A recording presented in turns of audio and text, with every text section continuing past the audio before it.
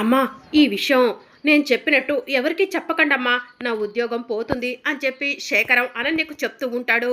నువ్వు చెప్పినట్టు చెప్పను శేఖరం, కానీ ఈ విషయాన్ని ఎలా యూజ్ చేసుకోవాలో నాకు బాగా తెలుసు అని చెప్పి అనన్య మనసులో అనుకుంటూ ఉంటుంది. ఈ విషయం ఇంట్లో చెప్పకండమ్మా, గొడవలైపోతాయి అని శేఖరం అంటూ ఉంటే, ఇంట్లో చెప్పటమే కదా నా తక్షణ కర్తవ్యం, గొడవలు అవ్వటమే కదా నా తక్షణ కర్తవ్యం, దీన్ని ఎలా యూజ్ చేసుకోవాలో అలాగే యూజ్ చేసుకుంటాను అని చెప్పి అనన్య మనసులో అనుకుంటూ ఉంటుంది. ఇక మరోవైపు శరణ్య దీక్ష పూర్తయిపోతుంది. ఆనంద భైరవి శరణ్యను కూర్చోబెట్టి అరిటాకు వేసి అరిటాకులో వండిన వంటలన్నీ కూడా వడ్డిస్తుంది. అమ్మ శరణ్య, ఇంతటితో నీ ఉపవాస దీక్ష పూర్తయిపోయింది. నీకు దర్శన్ అన్నం తినిపిస్తాడు. అన్నం తినగానే నీ ఉపవాస దీక్ష పూర్తయిపోయినట్టే అని ఆనంద భైరవి చెప్తూ ఉంటుంది. ఆయన నాకు అన్నం తినిపిస్తారా అని శరణ్య అడుగుతూ ఉంటుంది. అవునమ్మా అని చెప్పి ఆనంద భైరవి దర్శన్ దర్శన్ అని చెప్పి పిలుస్తూ ఉంటుంది. దర్శన్ వచ్చి ఏంటమ్మా అని చెప్పి అడుగుతూ ఉంటాడు. శరణ్య ఈరోజు నీ కోసం ఉపవాస దీక్ష చేసింది. భోజనం చేస్తే దీక్ష పూర్తయిపోతుంది. నీ చేతులతో అన్నం తినిపించి దీక్ష పూర్తి చేయించునానా అని చెప్పి ఆనంద భైరవి చెప్తూ ఉంటుంది. ఏంటమ్మా ఇదంతా? దీక్ష నేను భోజనం తినిపిస్తే ఎలా పూర్తవుతుంది అని చెప్పి దర్శన్ అంటాడు. శరణ్య పూజ చేసింది నీ కోసం, నువ్వు తినిపిస్తేనే దీక్ష పూర్తవుతుంది అని చెప్పి ఆనంద భైరవి అంటుంది. కూర్చో దర్శన్ అని ఆనంద భైరవి చెప్తూ ఉంటే దర్శన్ శరణ్య వైపు కోపంగా చూస్తూ శరణ్య పక్కన కూర్చుంటాడు. ఇక అప్పుడే నాన్న దర్శన్, నువ్వు శరణ్యకు అన్నం తినిపిస్తూ ఉండు, నేను వెళ్ళి మంచినీళ్ళు తీసుకొస్తాను అని చెప్పి ఆనంద భైరవి పక్కకు వెళ్తుంది. ఇక దర్శన్, నేను అన్నం తినిపిస్తేనే నీ దీక్ష పూర్తవుతుందా? ఇలా డ్రామా ప్లే చేస్తున్నావా? అందరినీ నీ అమాయకత్వంతో నీ గ్రిప్పులో పెట్టుకోవాలని చూస్తున్నావా? నీకు నేను ఎప్పటికీ అన్నం తినిపించను. నువ్వు నా జీవితంలోకి వచ్చి నా జీవితాన్ని సర్వనాశనం చేసింది చాలదన్నట్టు ఈ అమ్మవారి పూజలు అడ్డు పెట్టుకొని అమ్మవారి శక్తి సాధించి నా జీవితాన్ని ఇంకా ఇంకా నాశనం చేయాలనుకుంటున్నావా అని దర్శన్ కోపంగా శరణ్యతో అంటూ ఉంటాడు. అసలు నా వల్ల మీ జీవితానికి ఏం నష్టం జరిగిందో చెప్పండి అని శరణ్య అడుగుతూ ఉంటే దర్శన్ కోపంగా అక్కడి నుంచి వెళ్ళిపోతాడు. మీరు నాకు అన్నం తినిపించి దీక్ష పూర్తి చేపిస్తేనే నేను దీక్ష పూర్తి చేస్తాను, మీరు తినిపించి తాపించే వరకు నేను ఇలానే ఉంటాను అని చెప్పి శరణ్య భీష్మించుకొని మనసులో అనుకుంటూ ఉంటుంది. ఇక మరోవైపు ఆనంద భైరవి వచ్చి అమ్మ శరణ్య, దర్శన్ ఎక్కడా, అన్నం తినిపించాడా అని చెప్పి అడుగుతూ ఉంటుంది. 2 ముద్దలు తినిపించారు అత్తయ్య గారు, ఇంతలో ఆయనకి ఫోన్ వచ్చిందని నన్ను తినేసేయమని పక్కకు వెళ్ళారు అని చెప్పి శరణ్య చెప్తూ ఉంటుంది. మంచి పని చేశాడు, ఇక భోజనం చెయ్యమ్మా అని ఆనంద భైరవి చెప్తూ ఉంటుంది. అప్పుడే లీలావతి అమ్మ ఆనంద ఆనంద అని చెప్పి పిలుస్తూ ఉంటే వస్తున్నానక్క అని చెప్పి ఆనంద భైరవి అక్కడి నుంచి వెళ్ళిపోతుంది. ఇక మరోవైపు రోహిత్ ప్రీతి ఇద్దరు కూడా రాజేశ్వరరావు లీలావతి రూమ్లోకి చూస్తూ ఉంటారు. ఏమైందండి అలా చూస్తున్నారు అని ప్రీతి రోహిత్ని అడుగుతూ ఉంటుంది. ఏం లేదు ప్రీతి అని చెప్పి రోహిత్ అంటాడు. ఇక రోహిత్ బాధగా కోటేశ్వరరావు లీలావతి వైపు చూస్తూ ఉంటాడు. శరణ్య సింహాచలం సమస్యను ప్రస్తుతానికైతే సాల్వ్ చేసింది, కానీ నగల గురించి ఈ రోజు కాకపోయినా ఏదో ఒక రోజు బయటపడతాయి. ఆ రోజు శరణ్య జీవితానికి నష్టం జరుగుతుంది, అలా జరగటానికి వీల్లేదు అని రోహిత్ మనసులో అనుకొని లీలావతి కోటేశ్వరరావు దగ్గరకు వెళ్తాడు. పక్కనే ప్రీతి కూడా ఉంటుంది. నానా అని చెప్పి పిలుస్తూ ఉంటే ఏంటి రోహిత్ అలా ఉన్నావు, ఏదైనా సమస్య అని లీలావతి అడుగుతూ ఉంటుంది. నాకు నాకు 50 కోట్లు కావాలి అని చెప్పి రోహిత్ అంటాడు. ఏంట్రా 50 కోట్లు కావాలని అంత ఈజీగా అడుగుతున్నావు అని చెప్పి లీలావతి అడుగుతూ ఉంటుంది. అవును నాన్న, నేను బిజినెస్ స్టార్ట్ చేద్దాం అనుకుంటున్నాను, నాకు 50 కోట్లు కావాలి అని చెప్పి రోహిత్ అంటాడు. అదేంటి రోహిత్, మనకి రాజ్కోటి సిల్క్స్ ఉంది కదా, నువ్వు మళ్ళీ సపరేట్గా బిజినెస్ పెట్టడం ఏంటి అని చెప్పి రాజేశ్వరరావు లీలావతి అడుగుతూ ఉంటారు. అది కాదు డాడీ, నేను సపరేట్గా వెళ్తా అనట్లేదు, నాకంటూ ఒక బిజినెస్ ఉండాలని బిజినెస్ పెట్టాలనుకుంటున్నాను అని చెప్పి రోహిత్ చెప్తూ ఉంటాడు. నాన్న, నీ వయసులో కుర్రతనంతో తెలుసో తెలియకో నేను కూడా చాలా డబ్బు ఖర్చు పెట్టాను. పూర్తిగా నా జీవితంలో నుంచి డబ్బులు అన్నీ కూడా వెళ్ళిపోయిన తర్వాత ఆనంద కష్టపడి రాజ్కోటి సిల్క్స్ని నిర్మించింది.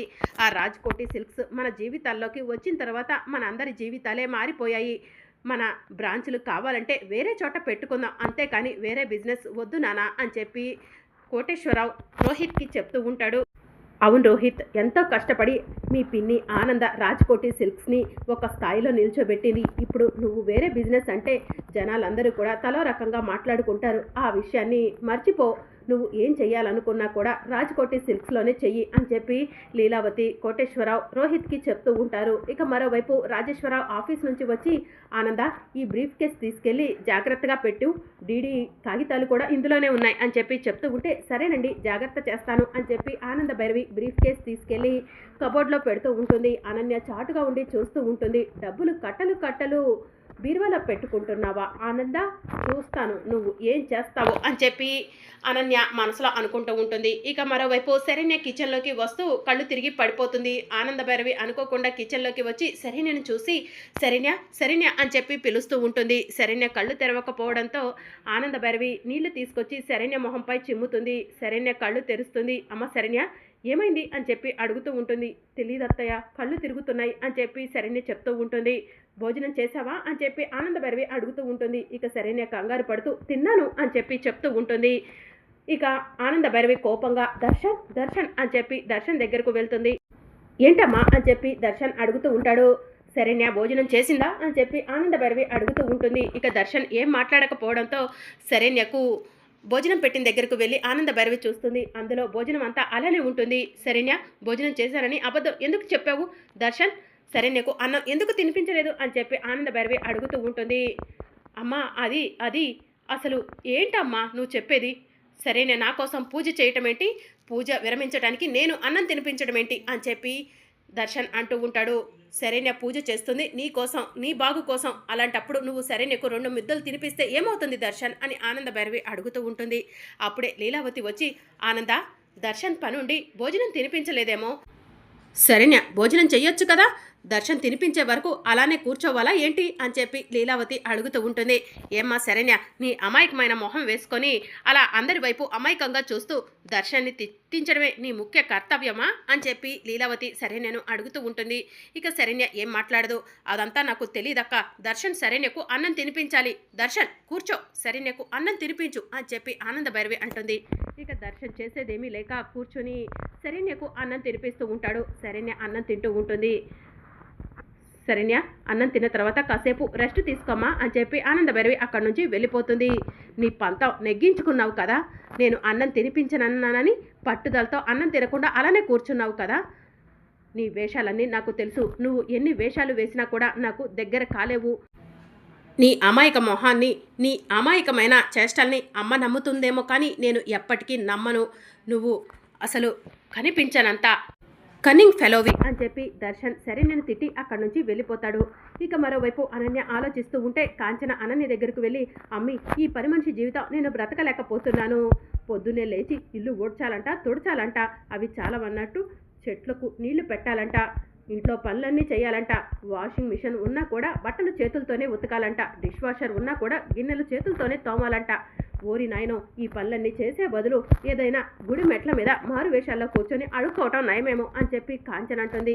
అయినా ఇప్పుడు మనం మారు వేషాలు వేసుకోవాల్సిన అవసరం కూడా లేదు, ఎందుకంటే మన మొహాలు అడుక్కునే మొహాల్లానే ఉన్నాయి, అందుకే అమ్మి ఏదైనా గుడి చూడమంటావా, వెళ్ళి అడుక్కుందాం అని చెప్పి కాంచన అనన్యను అడుగుతూ ఉంటుంది. అప్పుడే ఆనంద భైరవి వచ్చి క్లాప్స్ కొడుతూ, చాలా మంచి డెసిషన్ తీసుకున్నావు కాంచన, ఇప్పటికైనా మించిపోయిందేం లేదు, దీని కుట్రలు కుతంత్రాలతో మళ్ళీ తిరిగి ఈ ఇంట్లో అడుగు పెట్టిందే కానీ మీ లైఫ్లు అడుక్కోవటమే అని చెప్పి ఆనంద భైరవి చెప్తూ ఉంటుంది.